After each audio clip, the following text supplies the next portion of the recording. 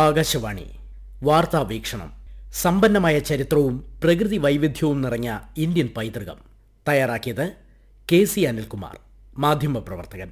അവതരണം ദീപു SL.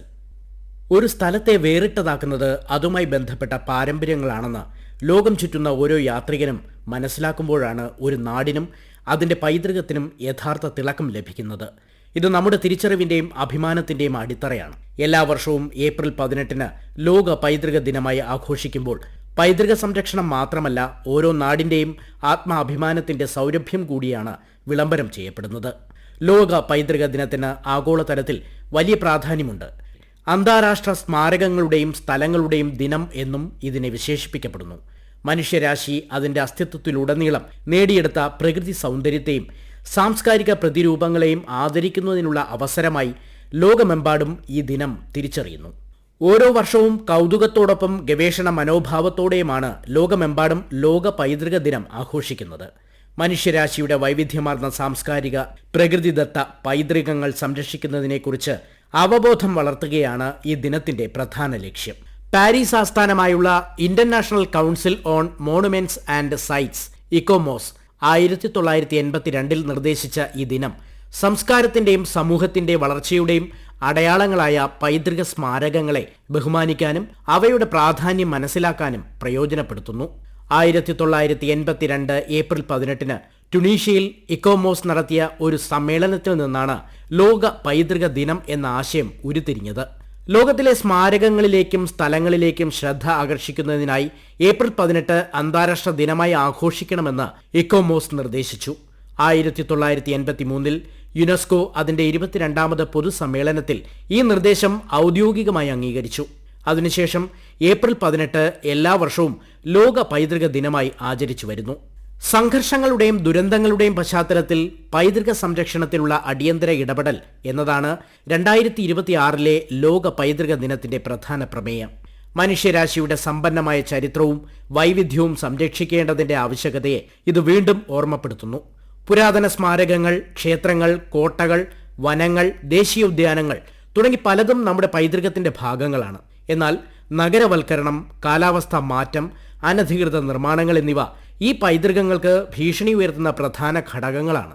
അതിനാൽ സർക്കാർ സംഘടനകൾ, പൊതുജനങ്ങൾ എന്നിവർ ഒരുമിച്ച് പ്രവർത്തിച്ച് ഈ പൈതൃകങ്ങളെ സംരക്ഷിക്കേണ്ടത് അനിവാര്യമാണ്. സ്കൂളുകളിലും കോളേജുകളിലും വിവിധ ബോധവൽക്കരണ പരിപാടികൾ, പ്രദർശനങ്ങൾ, സെമിനാറുകൾ എന്നിവ സംഘടിപ്പിച്ച് യുവജനങ്ങളിൽ പൈതൃക സംരക്ഷണത്തിന്റെ പ്രാധാന്യം ഉയർത്തിക്കാട്ടുന്നു. സാംസ്കാരിക പൈതൃകം എന്നത് സമൂഹങ്ങൾ സൃഷ്ടിക്കുകയും പാരമ്പര്യമായി കൈമാറുകയും തലമുറകളിലൂടെ നിലനിർത്തുകയും ചെയ്ത മൂർത്തവും അമൂർത്തവുമായ ഘടകങ്ങളുടെ സമാഹാരമാണ്. താജ്മഹൽ മുതൽ ഇറ്റലിയിലെ കൊളോസിയം വരെ വ്യാപിക്കുന്ന സ്മാരകങ്ങൾ, കെട്ടിട സമുച്ചയങ്ങൾ, പുരാവസ്തു കേന്ദ്രങ്ങൾ എന്നിവ ദൃശ്യപരവും മൂർത്തവുമായ പൈതൃകത്തിൽപ്പെടുന്നു. അതേസമയം നിർമ്മിതികളില്ലാതെ ആളുകളുടെ ജീവിതത്തിൽ തന്നെ പ്രകടവും അന്തർലീനവുമായ പാരമ്പര്യങ്ങൾ, വാമൊഴി കഥകൾ, കലാപ്രകടനങ്ങൾ, ആചാരങ്ങൾ, ഉത്സവങ്ങൾ, പരമ്പരാഗത കരകൗശലങ്ങൾ, നൃത്തം, സംഗീതം, നാടകം എന്നിവ അമൂർത്ത സാംസ്കാരിക പൈതൃകത്തിന്റെ ഭാഗങ്ങളാണ്. ഇന്ത്യ ലോകത്തിലെ ഏറ്റവും സമ്പന്നമായ പൈതൃകങ്ങളുള്ള രാജ്യങ്ങളിൽ ഒന്നാണ്. 2026 ഏപ്രിൽ വരെയുള്ള കണക്കുകൾ പ്രകാരം ഇന്ത്യയിലാകെ 44 യുനെസ്കോ ലോക പൈതൃക കേന്ദ്രങ്ങളാണുള്ളത്. ഇതിൽ ഏറ്റവും പുതിയതായി ഉൾപ്പെടുത്തിയത് മറാത്ത സൈനിക ഭൂപ്രകൃതികളാണ്. മഹാരാഷ്ട്രയിലെ, തമിഴ്നാട്ടിലെയും പശ്ചിമഘട്ടം, കൊങ്കൺ തീരം, ഡെക്കാൻ പീഠഭൂമി എന്നിവയിലുടനീളം 12 കോട്ടകൾ ഉൾപ്പെടുന്ന ഈ പ്രദേശം മറാത്ത ഭരണാധികാരികളുടെ സൈനിക തന്ത്രങ്ങളുടെയും കോട്ട നിർമ്മാണ ശൈലിയുടെയും അടയാളമാണ്. ദീപങ്ങളുടെ ഉത്സവമായ ദീപാവലിയാണ് ഇന്ത്യയിലെ അമൂർത്ത പൈതൃക പട്ടികയിൽ ഇടം നേടിയ ഏറ്റവും പുതിയ ഇനം. 2025 ഡിസംബർ 8 മുതൽ 13 വരെ ന്യൂഡൽഹിയിലെ ചുവപ്പുകോട്ടയിൽ നടന്ന യുനെസ്കോയുടെ 20ാമത് ഇന്റർ ഗവൺമെന്റൽ കമ്മിറ്റി യോഗത്തിലാണ് ഈ പ്രഖ്യാപനം നടന്നത്. ഈ പട്ടികയിൽ ഇടം നേടുന്ന ഇന്ത്യയിൽ നിന്നുള്ള 16ാമത്തെ ഇനമാണിത്. 194 അംഗരാജ്യങ്ങളിൽ നിന്നുള്ള പ്രതിനിധികൾ, അന്താരാഷ്ട്ര വിദഗ്ധർ, യുനെസ്കോയുടെ ആഗോള ശൃംഖലയുടെ പ്രതിനിധികൾ എന്നിവരുടെ സാന്നിധ്യത്തിലാണ് ഈ ചരിത്രരേഖ അംഗീകരിച്ചത്. കേരളത്തിലെ സംസ്കൃത നാടകം, കൂടിയാട്ടം യുനെസ്കോയുടെ പൈതൃക പട്ടികയിൽ ഉൾപ്പെട്ട പ്രാചീന രംഗകലയാണ്. സംസ്കൃത നാടകങ്ങളും കേരളത്തിലെ പ്രാചീനമായ അഭിനയ രീതികളും സമ്മേളിച്ച ദൃശ്യകലയാണ് കൂടിയാട്ടം. കൂടിയാട്ടത്തിന്റെ ഇപ്പോഴുള്ള രൂപത്തിന് 800 വർഷത്തെ പഴക്കമുണ്ട്. ക്ഷേത്രങ്ങളെ അനുഷ്ഠാന വേദികളാക്കി മാറ്റുന്ന മുടിയേറ്റ് പൈതൃക പട്ടികയിൽ ഉൾപ്പെട്ട മറ്റൊരിനമാണ്.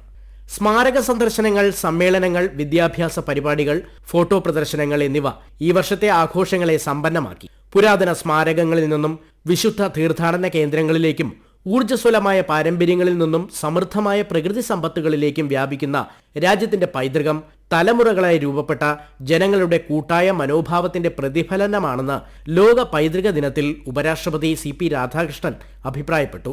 ഇന്ത്യയെന്നും ചരിത്ര സമ്പത്തുകൾ, വാസ്തുവിദ്യ, അത്ഭുതങ്ങൾ, സാംസ്കാരിക വൈവിധ്യം എന്നിവയുടെ കേന്ദ്രമായിരുന്നുവെന്നും അവ അതിന്റെ മഹത്തായ പാരമ്പര്യത്തെ പ്രതിഫലിപ്പിക്കുന്നുവെന്നും ലോക്സഭാ സ്പീക്കർ ഓം ബിർള സമൂഹമാധ്യമ പോസ്റ്റിൽ പറഞ്ഞു. ക്ഷേത്രങ്ങളുടെ ചുവരുകളിൽ കാണുന്ന ശില്പങ്ങൾ, പുരാതന കോട്ടകളിലെ കൊത്തുപണികൾ, തലമുറകളിലൂടെ പകരുന്ന നാടൻ പാട്ടുകൾ എന്നിവയാണ് ഒരു സമൂഹത്തിന്റെ യഥാർത്ഥ വ്യക്തിത്വമെന്ന് കേന്ദ്ര സാംസ്കാരിക ടൂറിസം മന്ത്രി ഗജേന്ദ്ര സിംഗ് ഷെഖാവത്ത് അഭിപ്രായപ്പെട്ടു. യുനെസ്കോയുടെ അംഗീകാരമുള്ളതും പാരമ്പര്യമായി കൈമാറ്റം ചെയ്യപ്പെടുന്നതുമായ ഇന്ത്യയിലെ അമൂർത്ത സാംസ്കാരിക പൈതൃകങ്ങൾ വളരെ സമ്പന്നമാണ്. ഈ പൈതൃകങ്ങൾ ഇന്ത്യയുടെ സാംസ്കാരിക വൈവിധ്യത്തെയും തലമുറകളായി നിലനിൽക്കുന്ന അറിവുകളെയും പ്രതിനിധീകരിക്കുന്നു. ഇന്ത്യയുടെ ദേശീയ സ്വത്വത്തിന്റെ ഹൃദയമാണ് പൈതൃകം. തലമുറകളായി നിലനിൽക്കുന്ന അതിവിശിഷ്ടമായ സാംസ്കാരിക പൈതൃകത്തിൽ നിന്നാണ് ഇന്ത്യൻ അമൂർത്ത കലാകാരന്മാർക്ക് പ്രചോദനം ലഭിക്കുന്നത്. ഇന്ത്യൻ ആചാരങ്ങളെ ഓർമ്മിപ്പിക്കുന്ന പ്രമേയങ്ങൾ, ചിഹ്നങ്ങൾ, കഥാപരമായ ആഖ്യാനങ്ങൾ എന്നിവയിൽ പ്രകടമാകുന്ന സമന്വയ സംഗീതം അവരുടെ കലാരൂപങ്ങളിൽ നിറഞ്ഞു നിൽക്കും. ഇതൊക്കെ ഇന്ത്യൻ പൈതൃകത്തെ എക്കാലവും സമ്പുഷ്ടമാക്കാറുണ്ട്. അതുകൊണ്ട് തന്നെയാണ് ഇന്ത്യൻ പൈതൃകം ലോകത്തെ ആകർഷിക്കുന്നത്.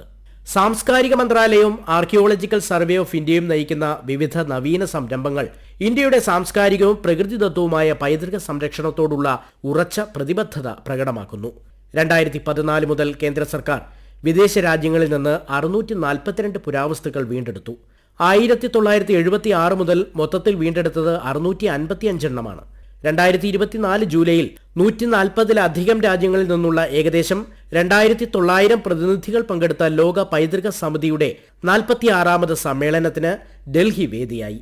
2007 ശേഷം 12.3 ലക്ഷത്തിലധികം പുരാവസ്തുക്കളും 11,406 പൈതൃക സൈറ്റുകളും ഡിജിറ്റൽ രൂപത്തിൽ രേഖപ്പെടുത്തിയിട്ടുണ്ട്. ദേശീയ പ്രാധാന്യമുള്ള 3697 സ്മാരകങ്ങളുടെ മേൽനോട്ടം ASI വഹിക്കുന്നു. പൈതൃക സംരക്ഷണ ശ്രമങ്ങളിൽ ഡ്രോൺ അധിഷ്ഠിത സർവേകളും നടത്തിയിട്ടുണ്ട്.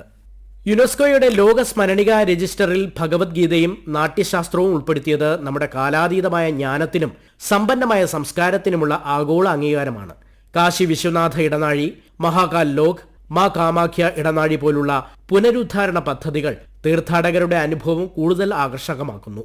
അതേസമയം ചാർധാം റോഡ് പദ്ധതി ഇപ്പോൾ തീർത്ഥസ്ഥലങ്ങളിലേക്കുള്ള ഗതാഗത ബന്ധം കൂടുതൽ സുഗമമാക്കുകയാണ്.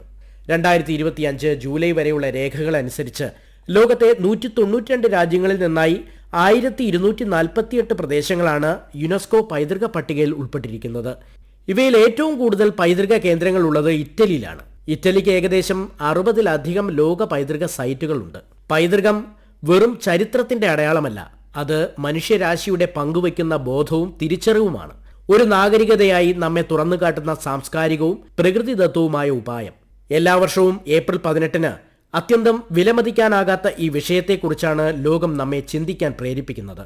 ഈജിപ്തിലെ പിരമിഡുകൾ, താജ്മഹൽ, അജന്ത എല്ലോറ ഗുഹകൾ എന്നിവ പോലെയുള്ള പൈതൃക കേന്ദ്രങ്ങളുടെ പ്രാധാന്യവും വൈവിധ്യവും തിരിച്ചറിഞ്ഞ് അവ സംരക്ഷിക്കുന്നതിനുള്ള പ്രവർത്തനങ്ങൾ ഇക്കോമോസിന്റെ നേതൃത്വത്തിൽ തുടരുന്നു.